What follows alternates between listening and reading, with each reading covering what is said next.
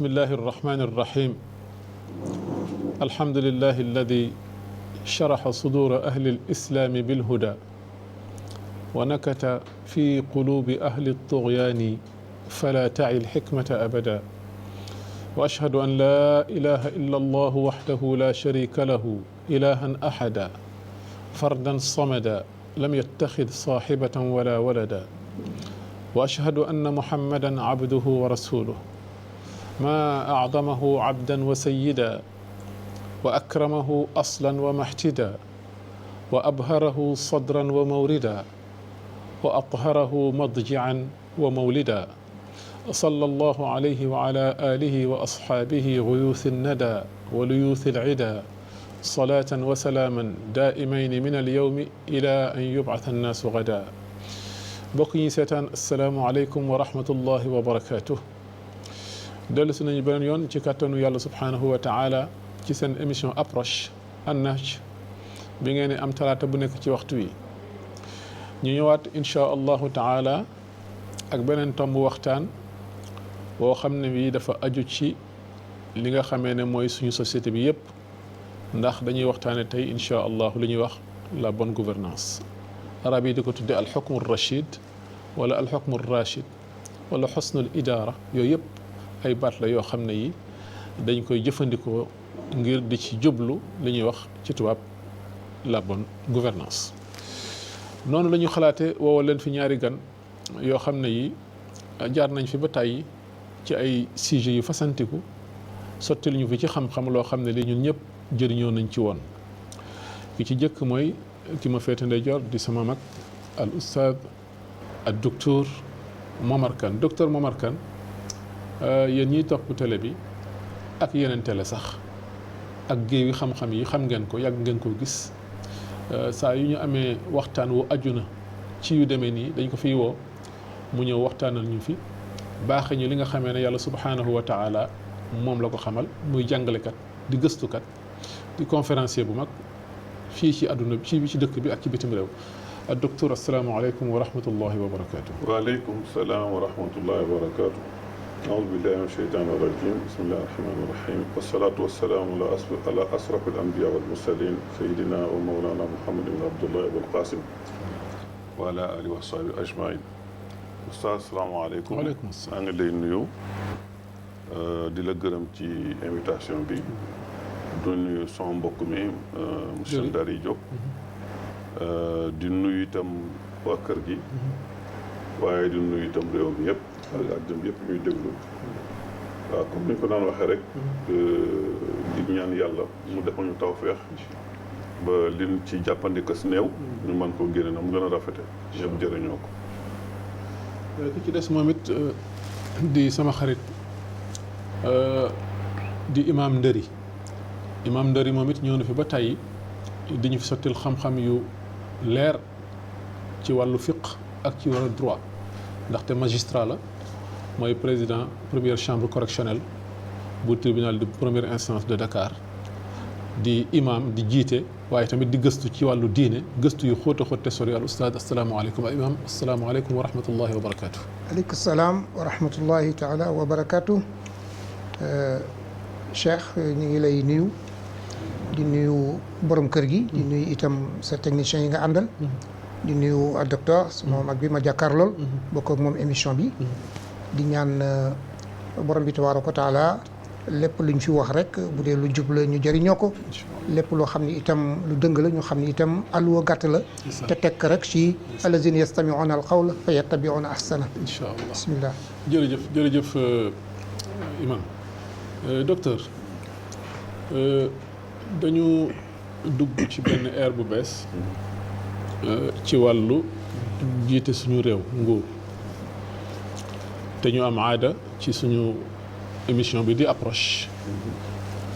bu mbir xewee rek loo xam ne dafa touché ñëpp ñu woo fi ay borom xam-xam ñu waxtaan gindi ñu ci li nga xamee ne mooy loolu nga xamee ne xew-xew la waaye li ñuy bëgg waxtaane xam naa ne mosu fee jóg te du fi jóg ndax jàpp naa ne xam naa di ngeen ko leeral ci biir waxtaan wi mooy li nga xamee ne daanaka moo yor adduna bi ndax boroom xam-xam yi dañuy wax naan yàlla mën naa muñal xeet boo xam ne sax ñu ngi tooñ yenn tooñ yi waaye mandute nga fa waaye yenn saa yi nag du muñal xeet woo xam ne bi donte dañuy woote woo jaamu yàlla mandute daf fa sori ñoom bu moytu daf leen gaawe ay mbugal te yàlla subhanahu wa taala moo wax ci alquran bi ñu jàng ñun ñëpp aoudu billahi min alsheytan arrajim mu wax ne inna allaha ya'muru bil adli wal ihsani wa itaai dil qurba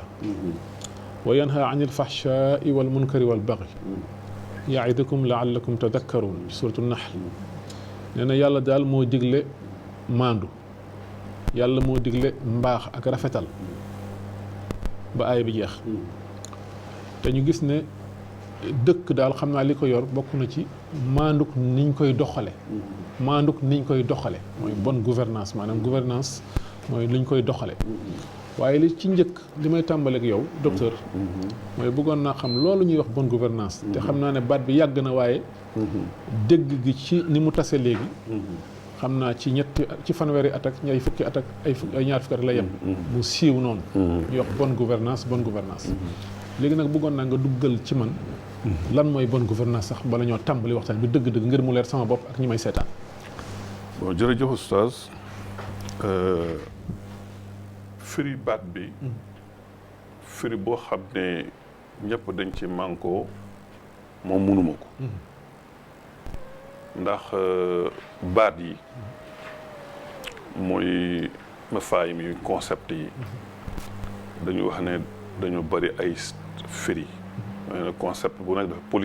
polysémique mooy dafa bari sens ba nga xam ne baat boo ci jël benn xam-xam bu ne am nga noo koy firee boo jëlee bonne gouvernance boo demee ci sociologie danañu ko firi mais boo demee ci droit danañu ko firi boo demee ci économie danañu ko firi donc même ci benn discipline sax ci biir benn discipline borom xam-xam yi ko jekku ñoom sax danañ koy définir différemment donc lu jafee définir la définition maanaam prix boo xam ne ñëpp dañ ci manko mais toujours ci wuute yooyu dina bari ay éléments yoo xam ne day ñëw toujours mais bu ñuy firi aussi léeg-léeg am na ñoo xam dañuy tànn firee baat lu ñuy wax ci étymologie maanaam ca reen ba waaw ca cosaan ba alors bu delloo cosaan bi dana am sens ndax cosaan bi baatu grec la woon waaye li ñu ci jublu woon mooy li ñu tuddee gouvernail yi maanaam bateau fi ngay jàpp di ko conduire loolu mooy moom moo doon gouvernail ci gouvernail boobu ci la gouvernance jóge maanaam li ñu bëgg wax mooy bi ñu ko xasee dugal ci société bi ñu jëlee baat bi toxal ko ci bateau indi ko ci société mooy daanaka dafay interpeller ñi nga xam ne ñooy jiite bi nag mën naa nekk jiite famille jiite ab quartier jiite ab village waaye surtout jiite réew lu tax jiite réew ëpp ci doole tey parce que baat bi mi ngi siiwe dëgg dans les années 90 te boobu tam baat yu bari yu xam ne day génn ñu di ko liggéeyee du baat yoo xam ne dañu xëy rek génn maanaam dafa am jaww joo xam ne dañuy wax benn contexte boo xam ne moo tax mu génn ñi ko gën a siiwal mooy ONU organisation des Nations bu ñu waxee ONU nag mooy ko xam ne ki buy wax day bàyyi xel ci àddina bi yëpp waaye bañ koy wax itam lañ ci gënoon a jublu mooy réew yu Afrique yi comme suñu réew yi ndax dafa fekk suñu réew yi ku ne xam ne yoreen wi bu ñuy tuddee indépendance ba léegi yoreen wi boo ko xoolee am na ñetti mbir dama koy tënk nag parce que bari naa ay éléments waaye ñetti mbir yoo xam ne dafa sooxe bi ci jëkk mooy aqu doomu aadama yi moom nga doon wax léegi ci aaya bi nga doon andi beneen bi ci toogee mooy am seen am loo xam ne li danañu ko mën a dundee ba li nga xam ne mooy seeni soxla ñu mën ko cee faj bu njëkk bi donc li ko indi mooy état de droit amul maanaam ni ñuy jiite ak ni ñuy jiitee jaarul yoon ba nga xam ne dañu xañ nit ñi seen àq waaye alal ji itam ji nga xam ne réew mee ko bokk nga xam ne waroon nañ ko mën a séddoo ba ku nekk di ci faj say soxla itam dafa féete boor ñu di ko doxalee ni doxin bu jaaduwul beneen bi mooy xam-xam am xam-xam ak ñett yooyu mën bu gouvernance bonne gouvernance bu jógee finalité mooy loolu finalité mooy fexe ba nit ñi am seen i àq nit ñi am xam-xam génn ci njaay àlle nit ñi itam am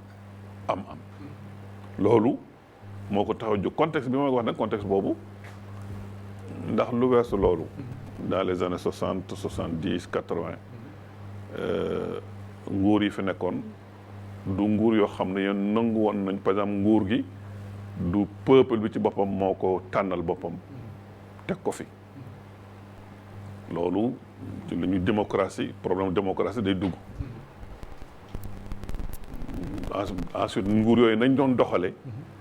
dëppoowul rek ni nga xam ne noonu la bonne gouvernance bëggee te mooy nit ñi am seen aq ci tànn njiit waaye itam am seen aq donte tànn nañu njiit li ni réew mi doxale ñu di ci wax loolu benn boot la bu yaatu ci mbir bi xëy na daañu ci dellu sirat ñaareel bi itam alal ji ku ne xam ne alal ji niñ koy doxale dafa jéggi dayoo yeneen réew yu mag yi ñoom loolu kenn ñemoo ko faa def donte am na ay indélicatesse maanaam ay voilà livre bi njëkk génn nga xam ne dafa wax ci Afrique mu xam ne intellectuel yëpp daanaka jamono boobu moo doon seen mooy livre René Dumont bi l'Afrique est mal partie mu feeñal ci yu bari yoo xam ne même ci yoonu gardaajoo alalu réew mi génn na ci ay yu bëree bëri li mu doon tuddee li ñu tuddee les éléphants blancs wax ne boo toogee rek da ngay daal di wax ne damaa bëgg a am samay grand projet ñu tuddee grand projet waaye grand projet yooyu da nga ci jublu mooy nooy fexe ba lekk xaalisu réew mi waaw joxe na ci exemple yu bëree bëri donc bonne gouvernance day ñëw pour loolu dañ fi li nga xam ne mooy ressources yi mooy amul réew mi ñu fexe ba am réew mi mu tas te ñëpp man cee jëriñu beneen bi mooy xam-xam ba nga xam ne dafa am baat bu ñu faral di wax ñu tudde aliénation ba daanaka njàngalem Karl Marx yëpp ci loolu la nekk aliénation buñ ko bëggee fii dañuy wax ne réere sa bopp être étranger à soi réere sa bopp boo doo xam yaay kan ba ku ne war laa mën a jëfandikoo loolu boo jëlee notion liberté nga xam ne ñëpp mënuñ koy wut bari na ko defe na am nga liberté amuloo liberté parce que yaa ngi yëngutu ci cadre influence boo xam ne ñu ngi la koy influence boo yëgul donc kon gouvernance dafa bëgg dindi loolu ba nit ñi xam seen àq ba nga xam ne daañu mën a taxaw pour xeex ko donc globalement loolu donc pour le cas les années 90 nag parce que année yu ko jiitu arrangé wul woon yenn réew yi nga xam ne ñu ëpp doole ci àddina arrangé wu leen woon parce que jamono boobu dañu xuloo amoon lu ñu tudd la bipolarisation entre l'Est et l'Ouest Russie ak kii nga xam ne réew moo xam ne mii def nga loo xam ne neexul Amérique bu la Amérique songee nga daw ca Russie bu la Russie songee nga dem ci Amérique loolu moo fi amoon 1990 nag dafa dañ rek la chute du mur de Berlin nga xam ne benn gouvernement mu ëpp doole ci Amérique muy promouvoir benn gisin loolu nag idéologie boobu libéralisme boobu dëppoo rek ni suñu réew yi doon gouverner ñu ne kon nañ leen obligé ñu changer pour bu ñu mën a changer mën a nekk ci système boobu waaye lañ ca jublu woon dëgg dinaa ko wax léegi ci kanam mooy ronqat suñu alal loolu danañ ci ci kanam tuuti incha allah. jërëjëf docteur Momar vraiment li nga définir ci wàllu bonne gouvernance leer na te vraiment am na cohérence xam naa ne président dina ko gën a leeral ndaxte xam naa ñi may déglu ñu ngi naan xaw naa xam-xame président bonne gouvernance boobu ñuy wax nga xamee ne mooy tax penc boo dem li ko jagal mooy nañ koy doxale mu jaar ci mandute ci yemoo ak ci transparence ak yooyu principe yooyu yëpp nga xamee ne bonne gouvernance daf koy prôné bëgg naa bala maa xam naa di nga ci ñëw naka lañ cay àgge nga mun nga jaar ci lu docteur wax mais surtout que naka lañ cay àgge pour am ko waaw. auzu billahi mina shaytaani rajim bismillahi rahmaani rahim rabbi ishrah li sadri wa yassir li amri wahlul uqdatan min lisani yafqahu qawli. waaw xam nga li docteur wax rek daani ko noonu la ndax li ñuy wax bonne gouvernance dafa laal domaine yëpp moo tax définir ko nga jël ko rek jox ko benn définition dafay xaw a jafe ndax domaine boo laal rek war nga fa mel ni génne bonne gouvernance ni mu ko waxee période yi bokkuñu gis déggin yi bokkuñu ci période yi dama tënk rek li mu wax période yi bokkuñu déjà génne na ay années yu bokkul yoo xam ni ñii nii lañ ko gisee woon ci jamono jii ñeneen ñi itam am na neneen lu ñu ko gisee mooy lu ñu junj nii xëy na ñi koy proposé am na lu ñu nar ci nun looloo lu ñu ma tënk la waaye man bi ma defee ay recherche ba seet ba dajale yi nga xam ni moom mooy bonne gouvernance li ma si jël si définition ci wàllu chariatul islam mooy li ñuy wax rek atamassuku bi shafafiyati fii tasyiri iradati shu'unil am waaw maanaam mooy loo xam ne daal moo xam nguur la gu fi nekk tegu gu muy tegu ci lu leer maanaam transparence ba fexe ba nga xam ni mbir yi muy doxal ñëpp dinañ si mën a ànd ak moom wala boog nga xam ni ñu ëpp ci doomu aadama yi dañ ci ànd ak moom loolu moom mooy bonne gouvernance dégg nga bonne gouvernance rek comme ni ñu ko waxee dafay am lu ko lal su fekkee loolu lal na ko rek mën nañu xam ni système bi kat li ñu nekk si bonne gouvernance la ndax comme ni ñu ko waxee dafa bëri domaine am na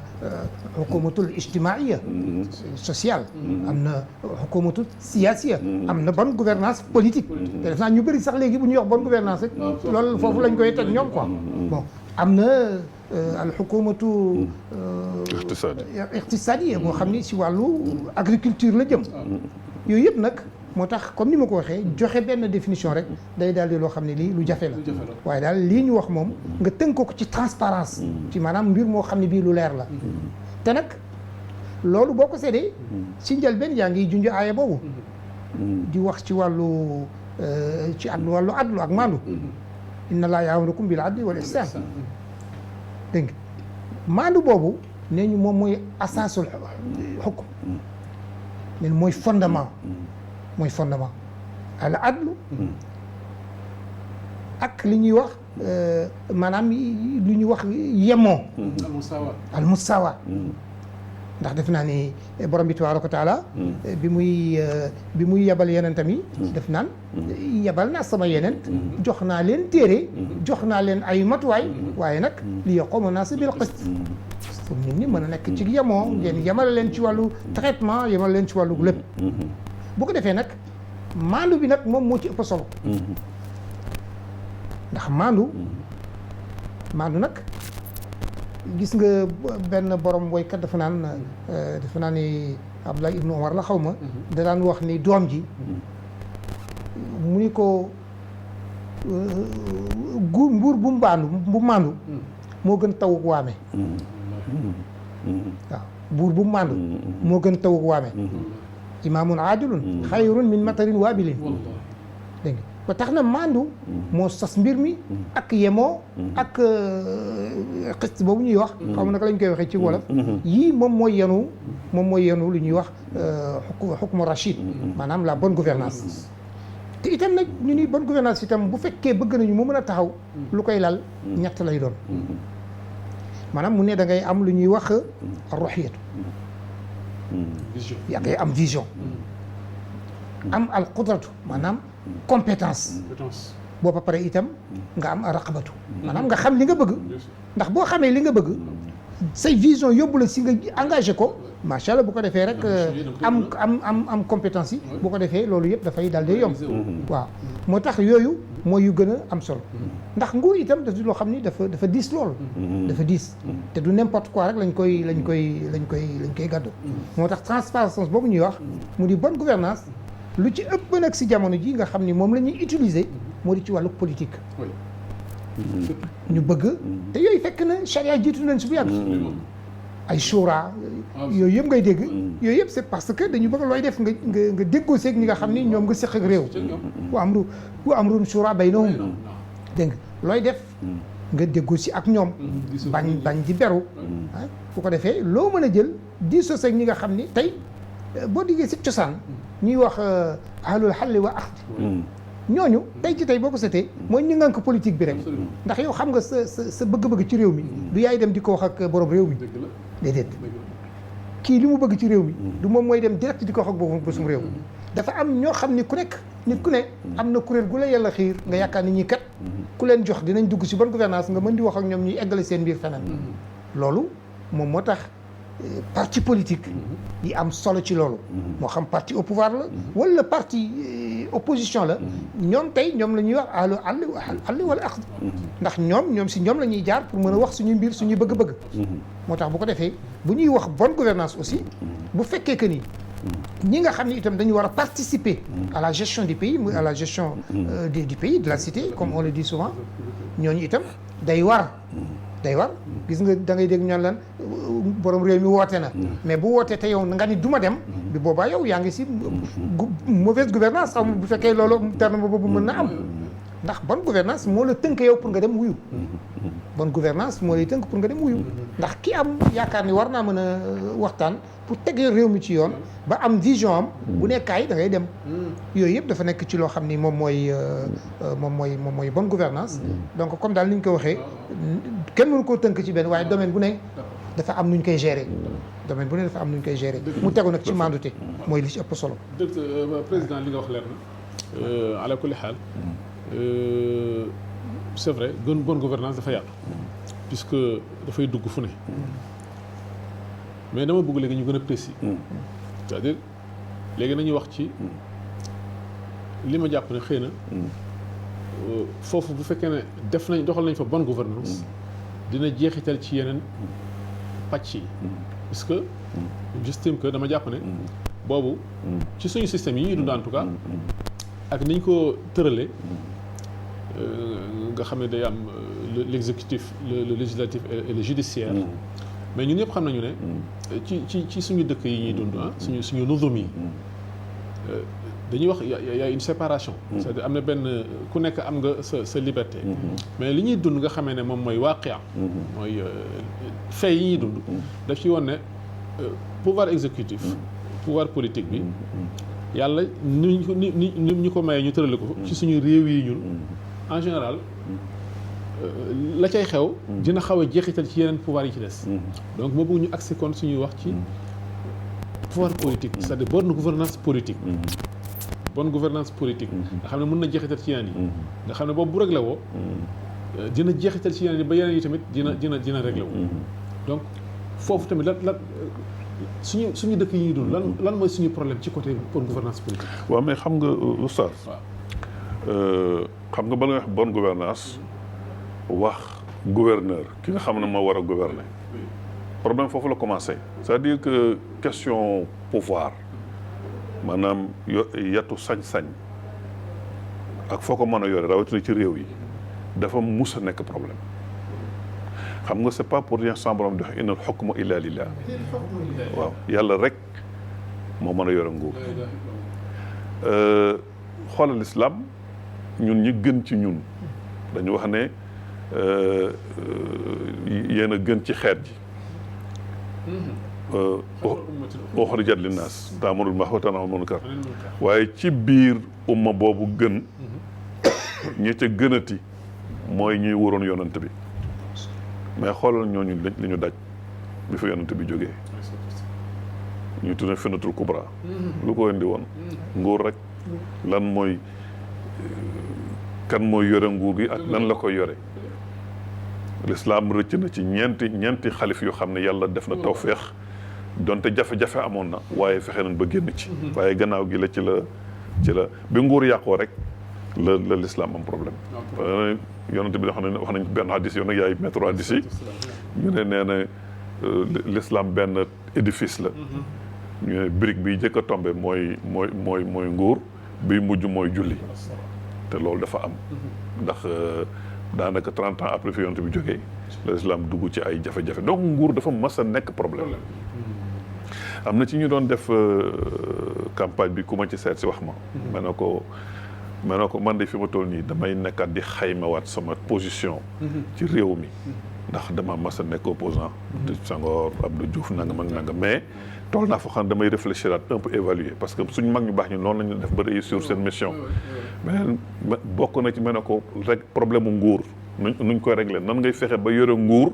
yorin ba xam ne réew mi dañ ci gis seen bopp parce que loolu rek moo jafe. oustaz mën ngaa fexe def fa ay pexe ba yore nguur waaye est-ce que di nga ko yoree na nga ko war a yoree ba réew mi gis ci seen bopp loolu problème la boo xam ne bii système laïque yi ñoo ci doon jëm a indi ay xalaat lu mel ne John Locke Montesquieu ñooñu li système politique bi toog tey te nag ci àddina bi ñoom ñoo ko pensé moo tax dañu gis ne pouvoir exécutif doole la boo xam ne bi il faut que mu am ay contre pouvoir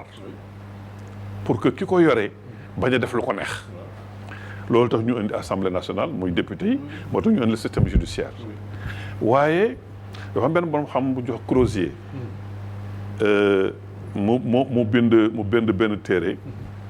bu ci bureaucratie mu ne gis nga loi yi comme suñ mbokk mu juste mu ne gis nga loi yi mën nga ko tabax mu rafet am sax maanaam subtilité mais dafa am tudd lu mu tuddee les zones d'incertitude loi yi lu ñu dëgg am na ay zones d'incertitude xam ne ay ruq yoo mën a jaar pour contourner ko moo tax donte constitutionnalistes yooyu def nañu ay effort philosophie def nañu ay effort pour tëral benn système boo xam ne bii dana am ay contre pouvoir teewul ba tey moo am ay problème mais loolu ñun jullit waruñu woon am problème boobu parce que l'islam lépp la réglé yàlla dooxantu maa faratnaa fil kitaabi min shay mooy li ngeen war a doxale réglé naa ko bu ngeen ko doxalee ni ma ko bëggee du ngeen am problème oustaz da ngay xool bu ñu falee président élection lañ koy fal bu ñu ko falee ba pare daanaka yow ak man citoyen lambda yi ñuy wax lambda est-ce que amatu nañu benn kaddu ci décision yi nga xam ne moom la réew mi di jël amatuñ ci benn kaddu mais xoolal l'islam institution bi mu tëral kan moo ëppoon doole Seydina Omar bi mu nekkee ci nguur kan parce que moom amiru muminin la woon donc a dina loon diriger waaye citoyen bi jotoon na ci moom moo tax mu yéeg ci minbar bi wax ne dégg nga maam can gi dégg nga dañ koy yemale benn jigéen moo jóg na ko bokkul sa droit du sa droit yàlla ko tëral maanaam mën a jàjju njiitu réew mi njiitu àddina bi sax lay wax nga mën koo jàjju parce que am nga institution boo xam ne da ngeen fay daje def nañ ko ak sa doomam ji Abdoulaye ibn Omar ba ñu jëlee loolu ci mbiru alal ji la ba ñu amee butin boobu anfal boobu te mu sol mbubu moo xam ne mi jàpp nañ ne ëpp na cëram bëgg xot ba ñu ne ko doo fi waxee duñ la déglu kat lu tax duñ la déglu mooy mbub mi nga sol ëpp na sa cër ca anfa ci butin bi doomam moo ko setal muy door a mën a continuer waaye lu jiitu loolu xoolal ba ñuy investir Seydina Abubakar yonent bi jóge fi ñëpp jaaxle jafe-jafe am mu toog am na soo ñu contesté toog ba waaye ba mu defee discours rek la nga xam ne waroon naa toog discours d'investiture war di jàngat kooku Malik Benn bi étudié na ko étudié boo xam ne bu rafet muy wane ne démocratie dëgg-dëgg mooy l'islam parce que Seydina Abubakar ak sañ-sañ bu place boobu mu toogoon mu wax ne su ma jàddee yoon gënuma leen de xam nga dellu waaw mais kooku day delluwaat rek ci la yonte bi wax qul ana basharun mislukum yuuhaa ilayya maa ngi yéen yonte wax na ko plusieurs fois pour toog place am yàlla toog place am loolu la sëñ naa bu ko dox foofu maa leen jiitu ay gënuma leen bis bu nga xamee ne bii dama jàdd yoon day may taxaw waaye da ci gën a neex mooy benn bédouin ku ñu wax bédouin benn citoyen rek boo xam ne bii waaw moo jóg ne ko bocci jaaseem ne ko soo jàddee kay suñu jaasi yi lañ lay delloo sa place madame benn bi dafa xam ne ñaar daje na foofu ndax nee na ñaar mooy tax démocratie du am donte loi yi rafet naag bind nañ ko mu ne dafa am lu mu tuddee la psychologie du despote la psychologie du despote ak la psychologie de l'esclave ñaar yooyu dafa am réew moo xam ne bii ka ko jiite def psychologie despote la yore tyran mën na koo nëbb waaye moom la yore ak peuple bi nga xam ne ñoo nekk ci suufam dañu am psychologie de l'esclave lu ngeen teg ñu nangu nee na foofu bu ngeen bindoon ay constitution yi gën a rafetam du jàll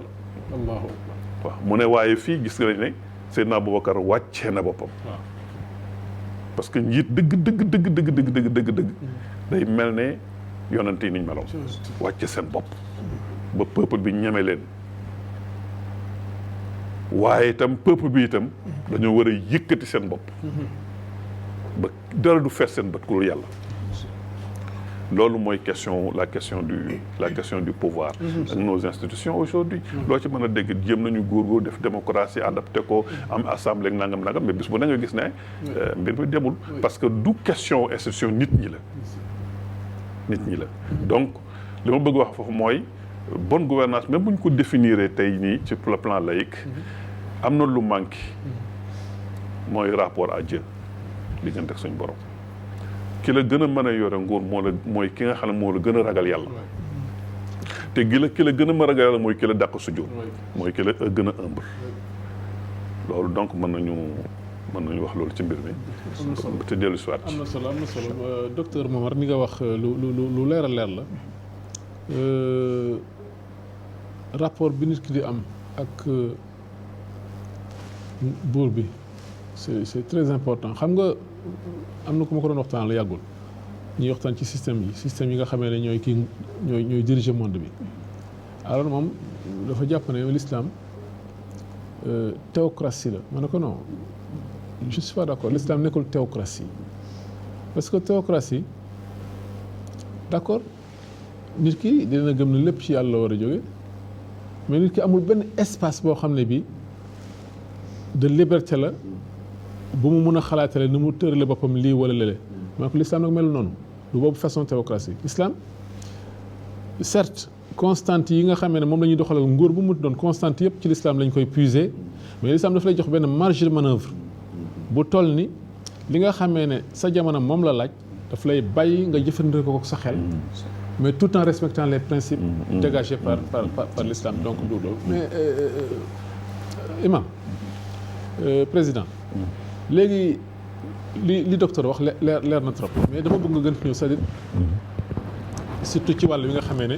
mooy wàllu yoon parce que kenn bu am solo quand même ci bonne gouvernance léegi bi ñu xamee li mu laal ci bonne gouvernance politique boobu léegi ban jeexital la war a am si je peux dire ça comme ainsi ci bonne gouvernance judiciaire su fekkee ne moo boobu jub na je ne sais pas. d'accord waaw bonne gouvernance judiciaire itam buñ ko mënee tuddee noonu comme ni ñuy wax ni bonne gouvernance moom wàll yëpp lay làmb loolu itam lu si jiitu mooy nga teg ay institution ay ëttu attekaay yu baax ndax état moom bu ñu delloo ci chariatu islam moom itam ñeent yi rek moo ko fi tax a toog moom muy wax daruratul xams pour aar leen himayatu nas wala ird wal maal wal aql wa diin voilà yooyu nag su fekkee jël nga ba am ay institution yu baax institution boo yaakaar ni war na mën a saafara lëj-lëj bu amee rek da nga koy indi teg kooku bu dee ci wàllu justice moom noonu la mel xam nga bu dee ci wàllu alal tey fi mu ne Sénégal am na jamono yoo xam ni yàq gi bare na gergeeg yu kenn xamul yooyu yëpp bari na mais état bi góorgóorlu na teg na fi lu ñuy mel na ay OFNAC ay yeneen ëtt yoo xam ni ñoom mën nañu atteyoo loolu donte dañ ko créé muy création yu bees waaye day dëppoo ak charia rek ndax Umar ibn Abdul Aziz daan na ko wax taqdawul naasi aqdiyatun bi qadri ma ahdasu min al fujur nit ñi fu seen caay-caay toll rek buurug réew ma si jamono mën na créer institution yoo xam ne dina indi saafara ci loolu waaye nag lu ci am solo moo di su dee bal wàllu justice la bu ñu créé ba pare nag nit ñi dañ leen war a bàyyi ak seen indépendance ñuy atte dañ leen war a bàyyi ak seen indépendance kooku moom wàllu nit ki la ci boppam mooy li mu doon wax mooy li mu doon junj parce que bu fi institution yi nekkee loi yi baax yi nekk fi te nit ñi itam nekkuñu ci ak féex ak dal ba mën a def seen liggéey correctement bu boobaa tam dafay du tax ñuy wax bonne gouvernance néew ma nag suñu réew noonu la mel waaye exemple rek général bu ñuy joxe ndax bu fekkee dañ ni dafa am séparation sultatu tanvisiya mu di pouvoir législatif nga ni déet ñële nañu toog fële sultatu qadaaiya ñoom ñoo yore le pouvoir judiciaire kon nag ku nekk na nga dem def bu fekkee ñi nga xam ni ñoom ñoo yore di loi yeeg yooyu voté nañu ay loi yu baax mais ñu mën ko jébbal ñi nga xam ne ñoom ñoo koy attewoo ñu koy atte ak ni ñu ko war a attee dégg nga kooku itam boo gisee mooy li ñuy wax rek l'homme qu'il faut à la place qu'il faut ndax l'islam itam moom loolu rek mooy fondement comme li muy wax rek il faut ñu dellu ci l'islam pour mën a taxawal réew mu baax gis nga yaa ngi wax léegi Aboubacar Sadiq gis nga bu muy wax ñu bëri dañ ko seetluwul ñun dañu nekk si pays laïque dañu nekk si pays laïque chrétien yaa ngi fi musulman yaa ngi fi catholique ak ñeneen ak ñeneen gis nga Aboubacar Sadiq lu mu wax waxul ayyuhal mu'minuun ayyuhan naas ñu bëri de seetlu ñu baat boobu ayyuhan naas qad wulitu alaykum wa lastu bi xayrikum kon ñëpp la ëmb moom kon ñëpp la ëmb kon gis nga boo nekkee ci peuple itam ñëpp fay war a yem yaa ngi ci dans le domaine judiciaire da ngay seet ñi nga xam ne ñoo yelloo place yi nga teg leen fa ndax inna xayra man istaajarta al qawiyu al amin boo amee compétence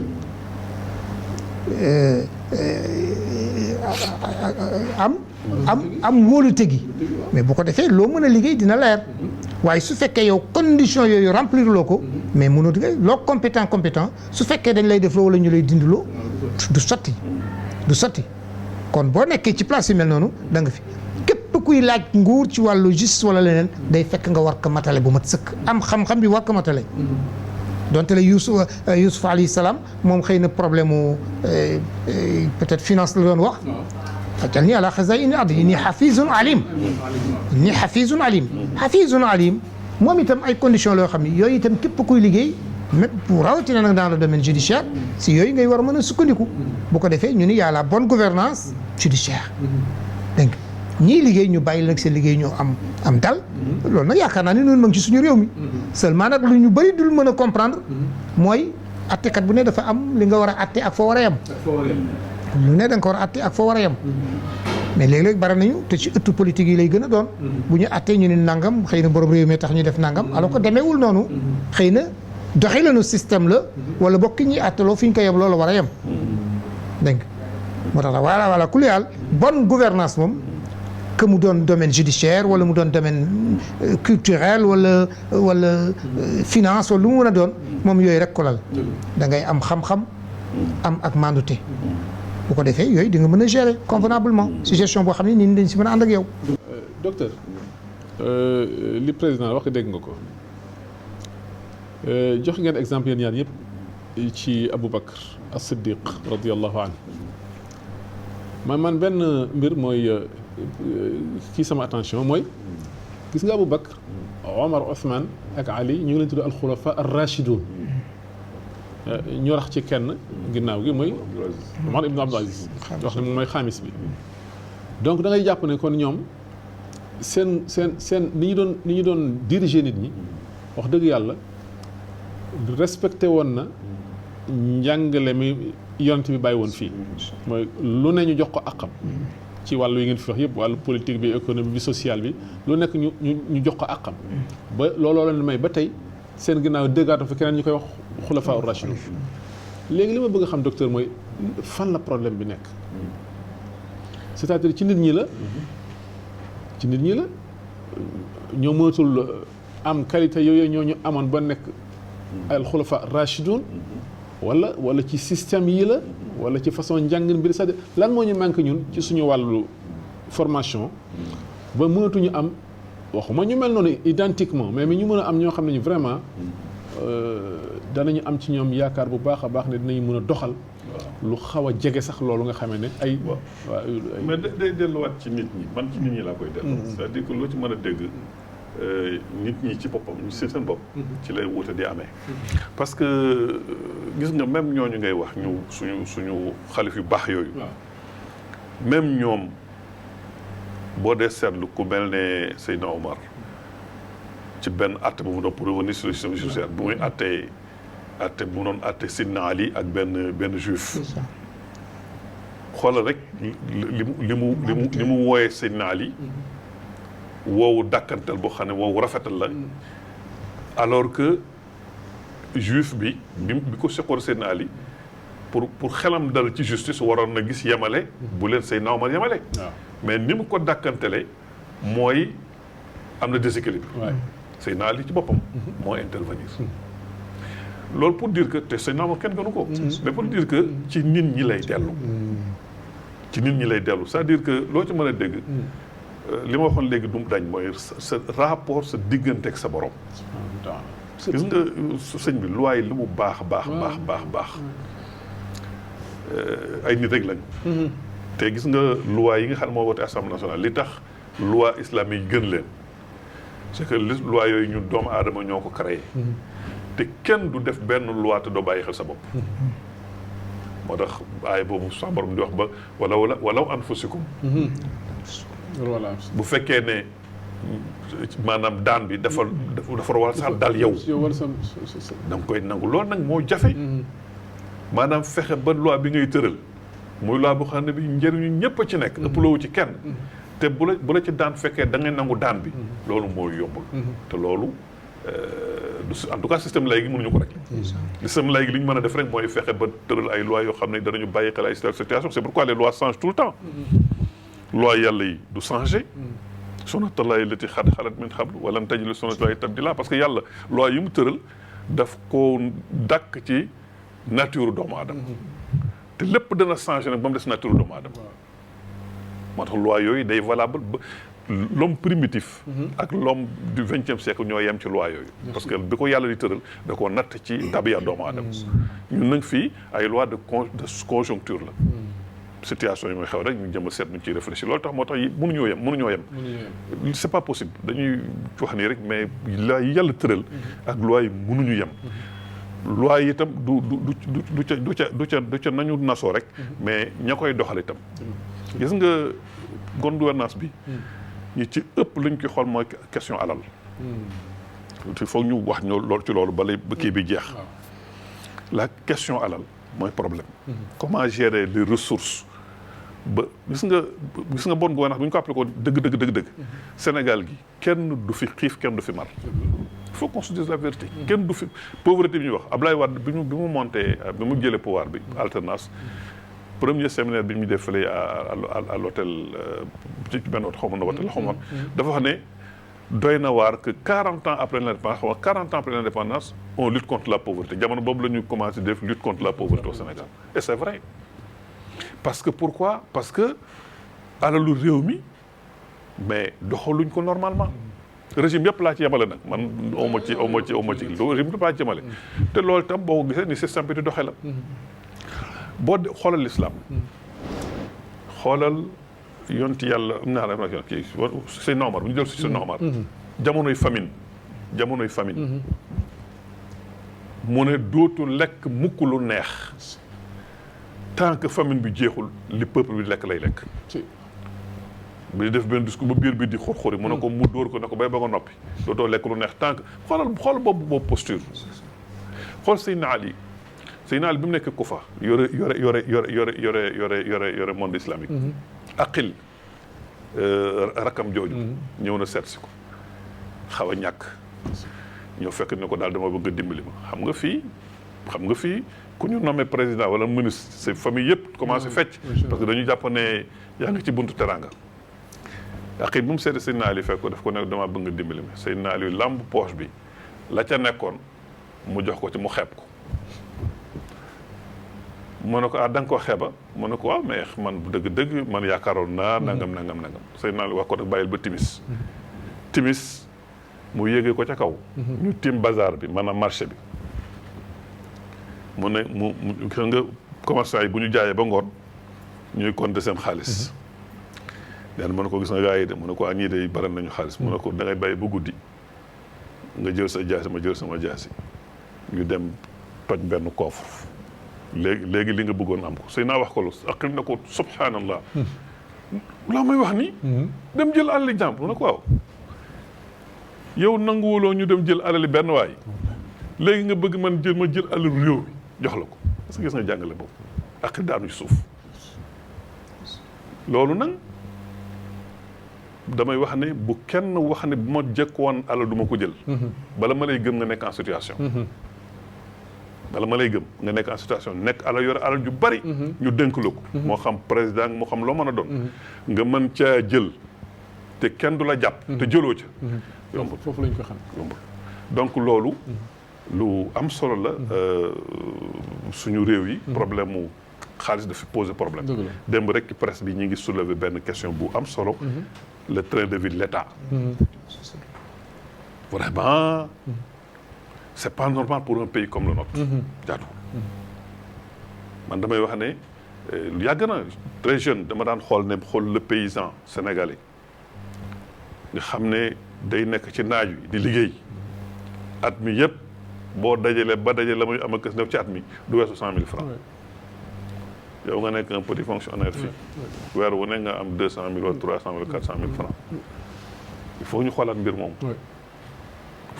il faut ñu trouver des moyens yoo xam ne dañuy tasaat alal ji te loolu système ñun pays laïc lañu c'est vrai mais la majorité musulmane zakat impôt la mais quel impôt impôt la mais quel impôt jamono si Omar Abdoul Aziz bi ngay wax noonu mais alamul islam dañu amoon problème mais ba mu jaaralee zakat fa mu ko waroon a jaarale mais mujj na xamatul fu ñu ko jox kenn ci alamul islam amatul problème donc ñun war nañu utiliser yooyu parce que quand même moo xam l'islam la moo xam christianisme la bi fi nekk ak yeneen mais am nañu ay vertu am nañu ay vertu yoo xam ne yi te comme mbiru foi la lu ñu war a utiliser la dans les stratégies de développement dama yàgg a wax suma xarit yi may leen Sénégal est-ce que manqué na jàkk manqué na ay hôpitaux de manqué na ay université de mais manqué wul jàkka pourquoi parce que jàkka koy financé parce que peuple bi ñoo koy financé communauté yi ñoo koy financé da nga ci def sàll kii di def solo mais hôpitaux yi ak écoles yi état bi moo koy financé moo tax bariwul donc nañu fexe lu tax nit ñi di financé ci jàkk parce que dañu gëm ne jàkka ji boo ci defee yàlla fay la damay faral di nettali loolu ay économistes yu bari yu daje woon fii ñu benn réseau de professeurs di discuter sur le développement la question développement Kizerbo professeur Kizerbo moo doon def conférence bi muy wax ci affaire moo ne développement Afrique li tax mu am problème mooy mënuñoo mobiliser l'épargne intérieure dañu obligé di lebi te pour xam la question de l'endettement neen benn professeur moo jóg na ko mais loolu man comprendre ma li nga wax parce que pourquoi mun leen def mobilisation l'épargne intérieure parce que la veille ci conférence boobu sëñ Abdou Lahad yal na ko yàlla dellu leeram dafa woote woon Touba levée de fonds pour extension mosquée bi et il a demandé 2 milliards avant midi 10 heures avant midi il a eu 10 milliards waa ji wax ko professeur bi wax leen mais il y a un vieux là qui est à l'intérieur du pays voilà donc il y a un vieux à l'intérieur du pays qui a mobilisé 2 milliards en mode et vous dites que vous ne pouvez pas mobiliser mais nag ko dañoo yemul parce que Abdoulaye Wade bu wootee ñay dem seen ngëm moo leen di génneloo donc fii diina ji dañu ko xaw marginaliser du njëriñu réew mi dañ ko war a dugal au cœur même des stratégies de développement président kon léegi man jàpp naa ne lu ñu am mooy problème mu nit ñi c'est ça nit ki c'est-à-dire nit ki xam ne lii wareef la bu ñu gàll ci loosam te dees na ko laaj ëllëg mu doxale ko ni ñu ko war a ni ñu ko dénkee foofu bëgg naa nga ñëwal ma fi ci wàllu atteeg lépp waaw lu mu wax lii lu am solo la ndax gis nga yonent bi sallallahu alayhi wa sallam bi defe naa Abu Zarra la Abu Zarra muy laaj nguur ni ko bu ko laaj ndax innaha amanatun te keroog yowmal xiyaama din la ko laaj te lu jural lu dul nadaamatun wa xisyu ilaa man ataa bi aqiya dul koo xam ni ñëw na jox ko xaqam donc ak foofu mën a situé wu moo xam yaa ngi si domaine exécutif wala yaa ngi si domaine législatif wala yaa ngi si domaine judiciaire li ñuy wax problème de personne la problème de personne rek moo mën a taxaw nag ndax bu dee problème mu texte yi ñun ñoo ko defar ñun ñoo ko defar réew mi ko defar réew mi ko defar mais ñi nekk ci assemblée nationale par exemple tey di doxal loi yi même bu ñu jëloon tey une loi impopulaire loi boo xam ne bii daal xëy na mbooloo mi ànduñu si mais ñoom ñoo war a am seen xaqulaay taala am ak mandute ak boor bu ñu mën a féete taxaw ni li ñoon ànduñu si mais li ñuy wax nag léegi mooy problème de politique la su fekkee le pouvoir ñoom ñoo bëgg loi sangam taxaw foog mu taxaw parce que problème de personne la donte le am na ñoo xam ne ñu ngi taxaw contre loi boobu te donte le itam ñi nekk si nguur dinañ xam ne loi bi neexul réew mi itam mais ñoom itam dinañ ko def ndax problème mu jëlee moo di léegi problème de personne la ñi ko war a voté ñoom seetatuñu seen digganteeg yàlla seetatuñu seen diggante dañuy seet seen digganteeg fi ñu fay kon kooku ñoom ils sont responsables problème personnel la alors que yow am nga sa indépendance pourtant y a ton indépendance est garantie par la constitution nga ñëw si attukaay la même chose attukaay la même chose am nga sa indépendance kenn mënu laa dicter lenn du président de la république du ministre de la justice du kenn ku la mën a dicter lenn lu dul ta conscience et les lois qui sont entre tes mains macha allah kooku xam nga boo ko bàyyee def leneen itam kooku problème de personne la problème de personne la yow la neex xam nga fi mu ne dañuy wax sax waxu boo demoon tey ñuy wax procureur waaw si système bi woy nañu dindi procureur ak nañu dindi nangam xam nga yooyu ñàkk comprendre le système la ñàkk comprendre le système la parce que système bonne gouvernance boo demoon tey si dans le domaine judiciaire xam nga procureur mooy duggukaayu buur jëlal acte nangam defal nangam toppal diw kooku procureur par exemple masalan rek day def loolu ndax sàmmoonteeg diggante mag ñi ko fal waaye gis nga bu xasee ba ñëw ba ci ëttu attikaay bi toog ñu war a atti mbir mi day am liberté totale luy des nag léegi mooy xaqulaayam diggante moom ak yàlla rek question de personnel mooy mbiru boppam moo koy doy fi mu te kenn du ko si yedd ci lenn moo tax boo demee ci système judiciaire yi la parole la plume est serve mais la parole est libre dégg nga alxalamu xaadimun lakin al kalimata xurratan donc foofu mën dem rek bu di domaine judiciaire wala ci domaine législatif wala foofu dem rek am nga garantie de protection kon boo fa defee lu warul rek si yow la kon problème de personne la te nguur nag ni ñu ko waxee nguur lu mat a sàmm la parce que ëllëg dinañ la ko laaj wallaahi loi bi lu taxoon nga voté loi bi te xamoon nga ni loi bi nit ñi bëgguñu ko yow it atte bi lu tax nga attewoon ko ni te xam nga ni nit ñi ànduñu ci woon yooyu yëpp donc am nga yow lu la aar boo xoolee sa diggante ak sa borom doo ko def boo xoolee sax sa diggante ak sa conscience xam ne yow fii la yoon teg rek sax doo ko nangu def buñ la bëggee lay voté loolu loi boo xam ne bii c'est une loi boo xam ne doy la ak foo mën a féete amal sa responsabilité amal sa personnalité ni man du ma ko voté ak boor boo mën a féete waaye itam maandu itam day lal de l'autre côté bu ñuy voté loi itam même boo ci àndul te nga xam ne loi bi ànd naa njëriñ itam nga dem ci rek ndax nag laa yajrimannakum shana'aanu qawmin allaa ta'dilu maandu itam day dugg foofu aadiloo huwa aqrabu lit taqwa donc foog nga maandu daal moom moo laat mbir mi moom mooy lépp maandu moom lu mu génn rek daani ko dara nekkatu fa yàlla nañu yàlla may maandu vraiment li nga wax dëgg la nit ki daal fu mu nekk na war maandu loo moomul bàyyi ko sa xaq jël ko ni nga ko war a jële lu dul sa xaq bul ko jël innakum taxtasimuuna alay wala alla baadakum alxanu min fi qawlihi min baad fa man qata'ta lahu min haqqi axiihi shay'an falaa ya'xud fa man axadahu fa innamaa hiya qit'atun min an-naar yàlla incha allah musal kon li ñu may wax ni mooy jeex naa la tàgg sama minute léegi nooy tàggoo docteur. xanaa di la gërëm rek ci invitation bi. xëy na ndax temps bi waroon naa gën a. waroon yaatu tuuti am na ay développement yu mën a def waaye. liñ ci wax sax ñu ko sant ko yàlla. bu amee njumte itam ñu ngi koy jégalu. jërëjëf président nooy tàggoo. waaw loolu rek xanaa itam sant borom bi tabaaraka wa taala am mbégte ci toogaay bi ñu toog itam alhamdulilah lépp loo xam ne itam lu jubla yal nañ ko jëriñoo lépp loo xam ne itam naka sulul noonu la yal nañu ko dégg yàlla déggal rek dañ ko xam ni noonu la mbir yi war a mën a jërë ngeen jëf jërëjëf mbokk yi kon seen émission approche tey fii lay yem incha allahu taala képp ku mu raw mën nga ko dakkaat dimanche bi diggante 13h ba 14h bu neexee yàlla buntu la bu ñu ubbi rek incha allah buntu waxtaan yi moom du jeex dañ ciy nekk rek di ci ñett yi incha allahu taala xam naa beneen yoon ñu amaat yeneen occasion ñëwaat ci même sujet bi wala yoo xam ne yi aju ñu ci gën koo yaatal gën koo développé